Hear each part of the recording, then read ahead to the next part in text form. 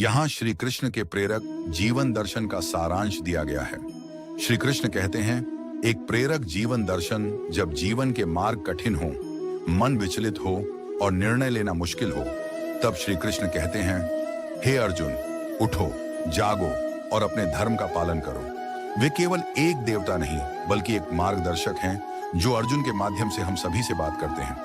कर्म की प्रधानता जब हम अपने कर्मों से भागने की कोशिश करते हैं, तब कृष्ण कहते हैं, कर्म किए बिना जीवन संभव नहीं।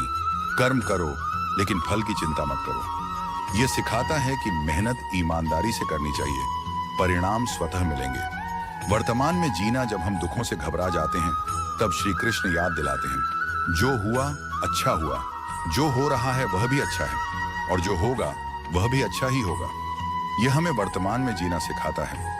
न अतीत की चिंता करनी है, न भविष्य की। मन पर नियंत्रण। जब मन चंचल हो जाए, मोह और लालच से भर जाए, तब श्री कृष्ण कहते हैं, मनुष्य का सबसे बड़ा शत्रु उसका अपना मन है और सबसे बड़ा मित्र भी वही मन है। हमें मन को वश में लाना चाहिए, तभी सच्चा आत्म संयम और सुख संभव है।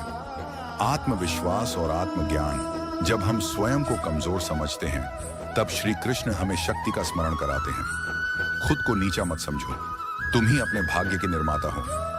आत्मविश्वास और आत्मज्ञान ही जीवन की असली पूंजी है।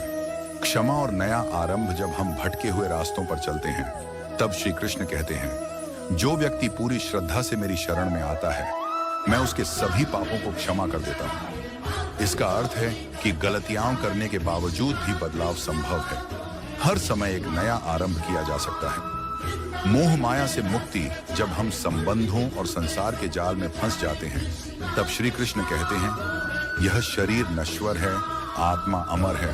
मोह को त्यागो और आत्मा को पहचानो। सच्चा ज्ञान बाहरी नहीं बल्कि भीतर से आता है। निष्कर्ष, श्री कृष्ण हमें कर्म की महिमा, भक्ति की शक्ति, आत्म संयम और मोह माया से ऊपर उठने का मार्ग दिखाते हैं। उनका मूल संदेश है, धर्म के मार्ग पर डटे रहो, सत्य बोलो और हर परिस्थिति में स्थिर बुद्धि से काम लो।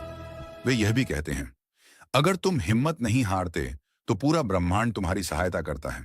तुम्हारी सोच ही तुम्हारा भविष्य तय करती है।